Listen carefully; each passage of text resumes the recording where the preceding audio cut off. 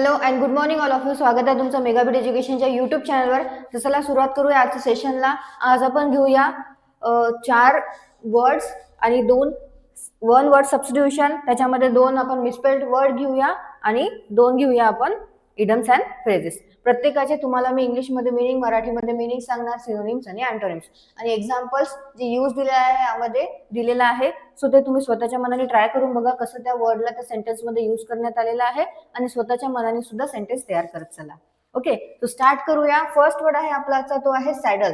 SADDLE saddle. So saddle म्हणजे काय होतं तर burden someone with an onerous responsibility or task. म्हणजेच काय करणे की भार लादणे कोणावर पण. ओके, किंवा भार देणे. मराठीमध्ये काय होतं सॅडल म्हणजेच एकतर लादणे किंवा भार देणे. सो त्यालाच म्हटलं जातं बर्डन आणि त्याचंच मिनिंग काय होतं सॅडल. लादणे किंवा भार देणे. मराठीमध्ये सॅडलचं मिनिंग होतं मग लादणे आणि भार देणे. Burden someone with an onerous responsibility or task. Synonyms आहेत burden, encumber, lumber, hamper, weigh down, load आणि चार्ज. आणि अँटोनिम्स आहेत एड, अलाव, असिस्ट आणि कम्फर्ट. परत एकदा बघूया आपण. सॅडल म्हणजे होतं burden someone with an onerous responsibility or task, म्हणजेच होतं लादणे किंवा भार देणे. सिनोनिम्स आहेत burden, encumber, lumber, hamper, weigh down, load आणि चार्ज. आणि अँटोनिम्स आहेत एड, अलाव, असिस्ट आणि कम्फर्ट. नेक्स्ट बघूया. नेक्स्ट वर्ड आहे प्रिड्युसर. PREDECESSOR. प्रिड्युसर. सो प्रिड्युसरचं डेफिनेशन होतं a person who held a job or office before the current holder. म्हणजेच जो आता करंटली काम करत आहे त्या जागेवर आधीचा जो असतो त्याला काय म्हटलं जातं प्रिड्युसर असं म्हटलं जातं. ओके, आता एक जण जो पदावर आहे त्याच्या पूर्वी जो पदावर होता त्याला म्हटलं जातं प्रिड्युसर. ओके, म्हणजेच काय होतं मराठीमध्ये तर पूर्ववर्ती किंवा पूर्वाधिकारी.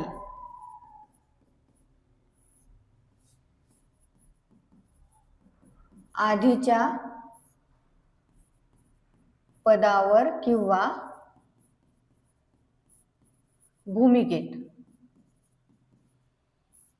एखादं कोणीतरी जो आता होल्ड करत आहे पोझिशन त्याच्या आधी जो ते पोझिशन हेल्ड करत होता त्याला म्हटलं जातं प्रिड्युसर.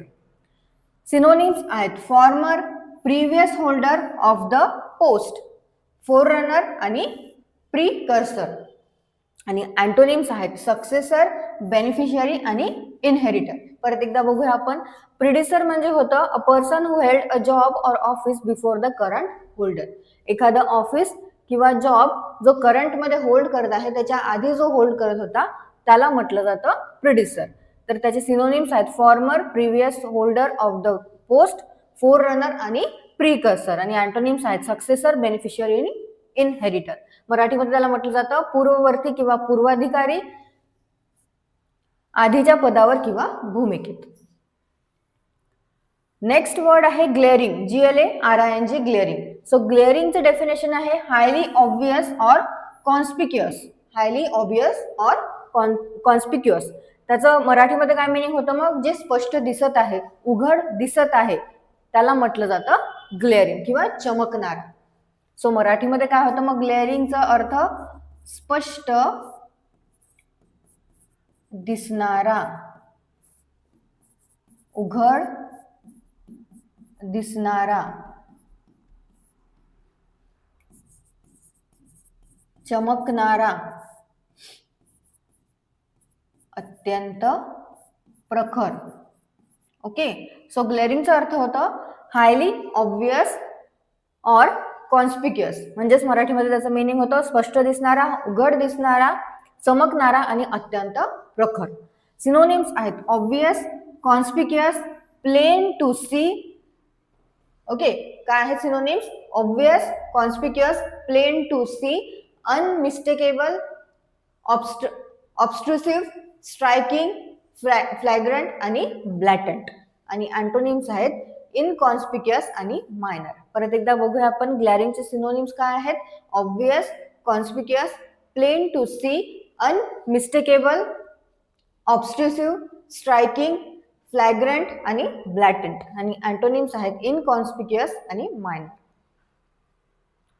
नेक्स्ट वर्ड आहे निओफाइट. NEOPHYT, निओफाइट. निओफाइटचं डेफिनेशन आहे a person who is new to a subject or activity.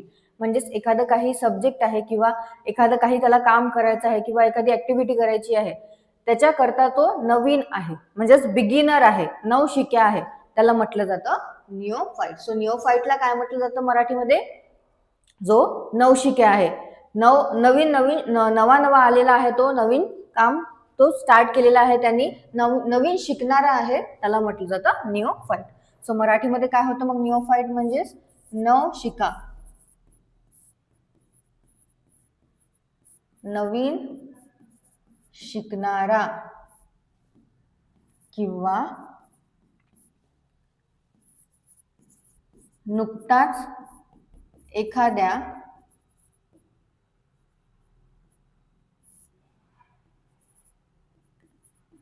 कामात किंवा क्षेत्रात सामील झालेला व्यक्ती. ओके, सो निओफाइट म्हणजे काय होतं?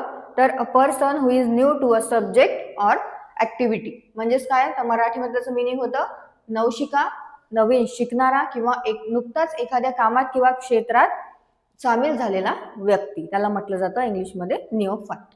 सिनोनिम्स आहेत beginner, learner, novice, newcomer, new member, new entrant, new recruit आणि रॉ रिक्रूट.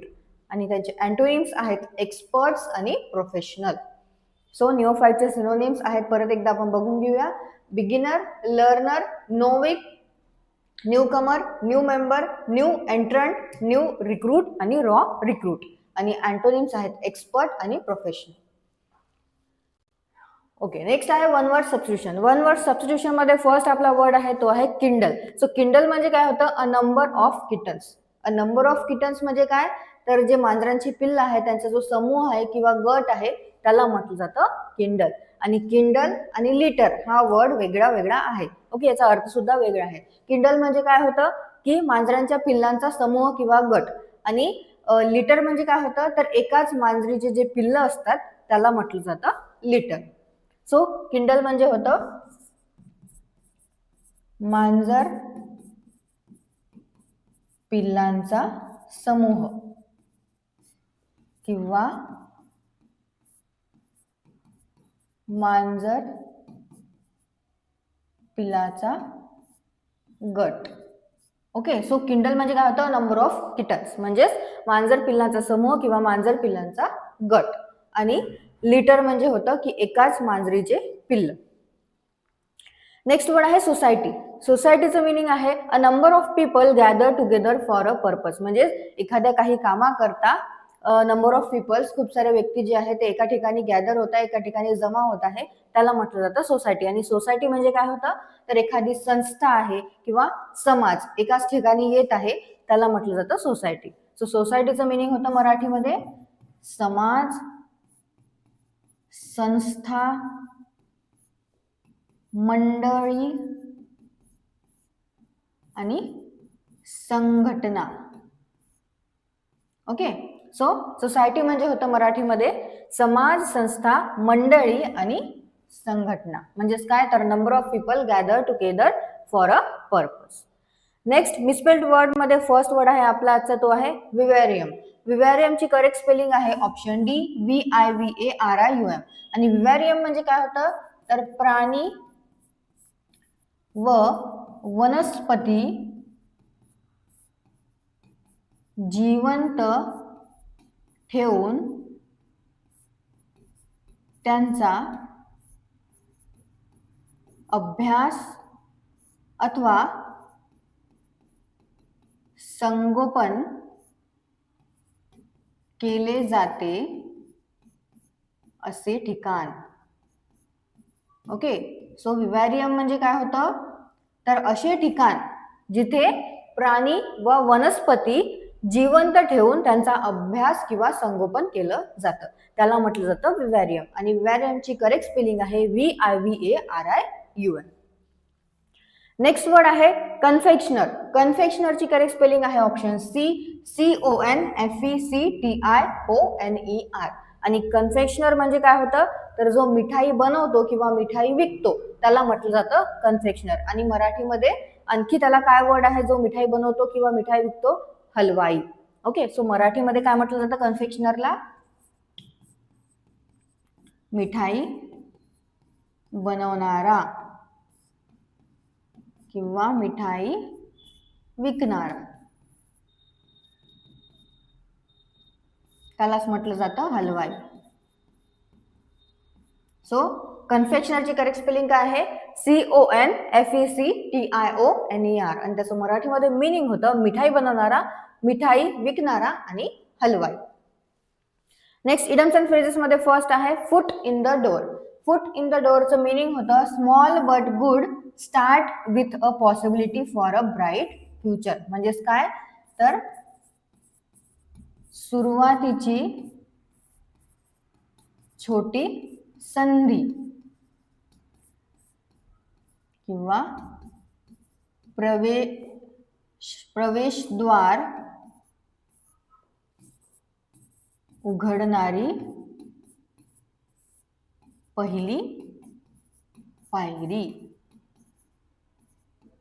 तर काय होतं, फुट इन द डोअर म्हणजे small but good start with a possibility of a bright future. म्हणजेच एक छोटीशी संधी घेणे, छोटीशी संधी, सुरुवातीची छोटीशी संधी आहे ज्याने काय होईल, फ्युचर ब्राईट होईल. आणि ते काय आहे, एक प्रवेशद्वार आहे, प्रवेशद्वार उघडणारी एक पहिली पायरी आहे, त्याला म्हटलं जातं foot in the door. Okay, म्हणजेच काय, तर सुरुवातीची छोटी संधी, प्रवेशद्वार उघडणारी पहिली पायरी. आणि लास्ट आहे go great guns. Go great गन्सचं मिनिंग आहे बीइंग सक्सेसफुल. बीइंग सक्सेसफुल म्हणजे काय होतं, तर मोठ्या यशाने किंवा जोशात पुढे जाणे किंवा खूप चांगली प्रगती करणे. ओके, सो काय होतं, गो ग्रेट गन्स म्हणजेच बीइंग सक्सेसफुल. मराठीमध्ये त्याचं मिनिंग होतं मोठ्या यशाने किंवा जोशात पुढे जाणे आणि खूप चांगली प्रगती करणे. तर हे परत एकदा तुम्ही वाचून घ्या, नोट डाऊन करून घ्या. जे आधीचे वर्ड झालेले आहे ते सुद्धा परत परत रिवाइज करत चालत जा. सो तुम्हाला सेशन आवडलं असेल, सेशनला लाईक करा, चॅनलला सबस्क्राईब करा, तुमच्या फ्रेंड्सला शेअर करत जा. आणि जे पण काही PDF आहेत ते तुम्हाला डिस्क्रिप्शनमध्ये मिळून जाणार, तिथून तुम्ही डाउनलोड करू शकता. So thank you all of you.